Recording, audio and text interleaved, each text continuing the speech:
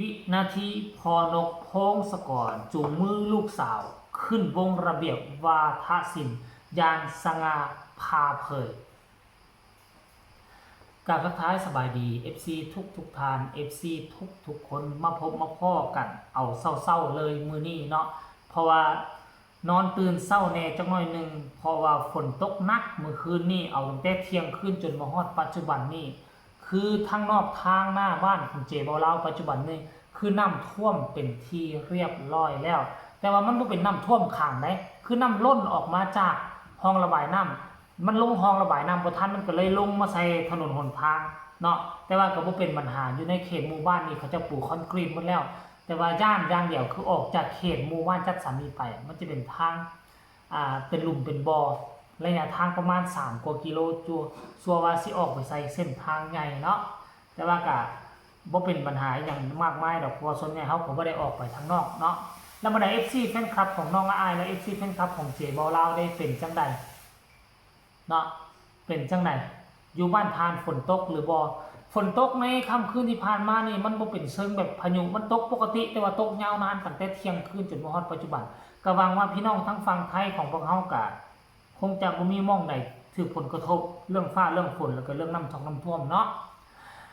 กลับคืนเข้ามาสู่หัวข้อหลักของพวกเฮาพวกเจ้าเห็นแล้วหรือยังเห็นคลิปหลายคลิป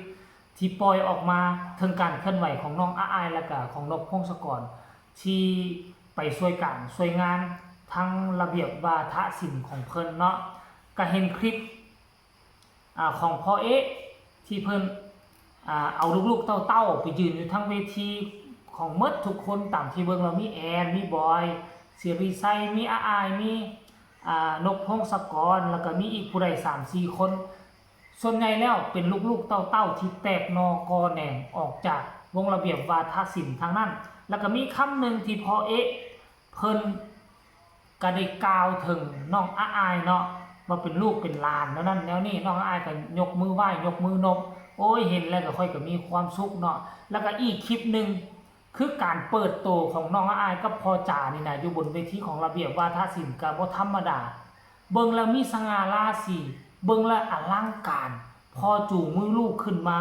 ในเพลงที่มวลในเพลงที่มันเนาะอยากให้ทุกคนไปเบิ่งคลิป2คลิปนี้สากลแล้วจึงมาพ้อกันในช่วงต่อไปว่ามันมีความมวลความมันเป็นเอกลักษณ์คือแนวใดเราทำผู้ชมเนาะไปชมกันเลยทั้ง2คลิปลูกโฮมเต้าแต่ละลูกหลานไปใช่ละหลานก็ลงไปแล้ว อันนี้ก็หลานอันนั้นก็หลานเอาไปมาเจ้าของก็ปีนาที่ไม่ได้เป็นทวดที่พ่ออันจะโดนแล้วถ้ากันล็อกคิวแอนก็ล็อกคิวครับไอ้บอยก็ล็อกนกก็ล็อกปกติมื้อนี้พับในอุดรเขาจ้างไปนั่นเห็นบ่แมนครับปกติมื้อนี้ลูกๆแต่ละคนน่ะสูญเสียรายได้เพราะตามกว่าคนละเกือบแสนแมนครับโอ้บ่แมนแอนนี่200,000ครับบอยนี่เกือบแสนนกก็เกือบแสนอันนี้ก็เกือบเอายักหัวไหมล่ะอันนี้ก็เกือบครับเพราะว่าทุกคนแมนมันนี่กูว่ามึงมายืนอยู่ข้างกูซะกันละทุกคนก็เสียรายได้เพื่อพอมื้อนี้เฮากับมาด้วยใจนะครับเพราะว่าเป็นมื้อปีฤดูกาลปกติกับผู้ละแสนละหยังกูนี่ค่าตั๋วเป็นบ่ครับมื้อนี้ได้ยินว่าพอที่ส่งค่ารถผู้ละ70,000เลยพากันมาใช่โย่แล้วนะพ่อแล้วน้องอายสักุณาค่ะ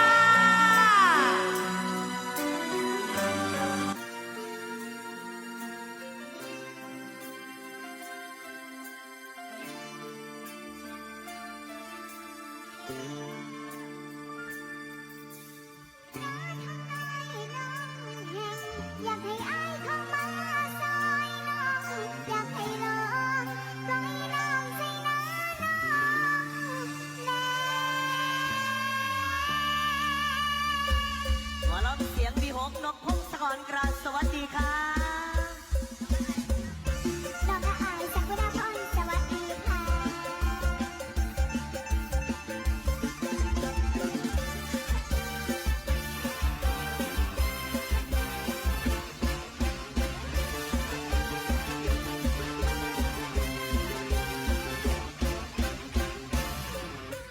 ดีคนบ่ดีนักกะแลงน้ำกะแลงแห้งข้าแก่นอข้าแก่นอข้าแก่นอให้ซอยบ่ ซอ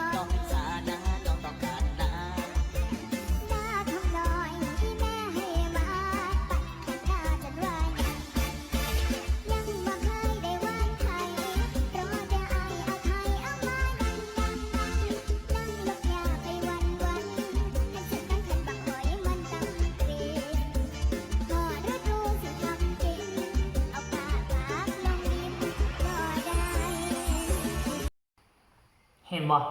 ทุกคนเห็นแล้วหรือยังคลิปที่หนึ่งเป็นคลิปที่พอเอกก็มาให้โอว่าโอ้ลงพูดคุยกับบรรดาลูกๆเต้าๆผู้ที่เคยชุบเคยเลี้ยงอยู่ในวงระเบียบวาทศิลป์เนาะก็มีการทักทายสบายดีผู้นั้นผู้นี้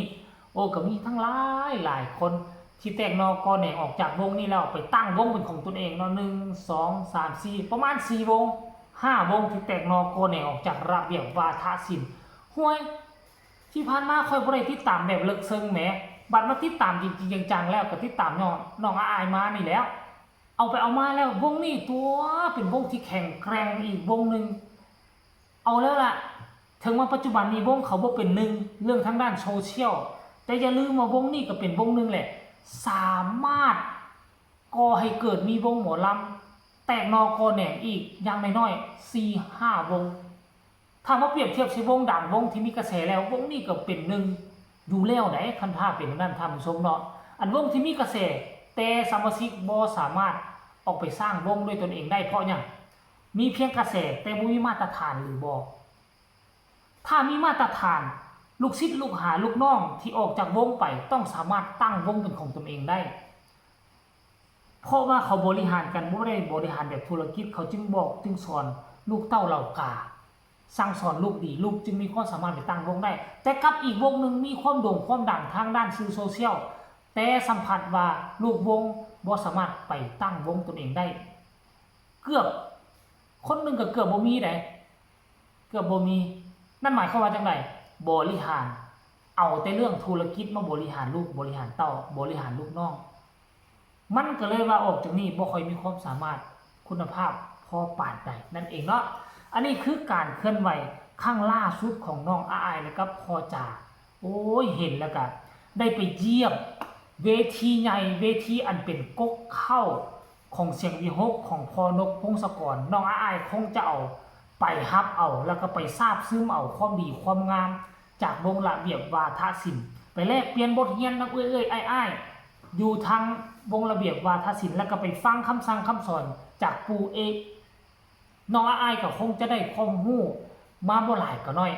นำกลับคืนมาพัฒนาและมาบริหารลูกน้องสวยพออยู่ที่วงเสียงวิหกและกะวงอลังการโชว์ในฤดูกาลต่อไปนี้คลิปนี้ขอฝากฟังเอาไว้สำหรับฝากทุกคนกดไลค์กดแชร์กดติดตามให้แน่เพื่อจะบ่พลาดในคลิปต่อไป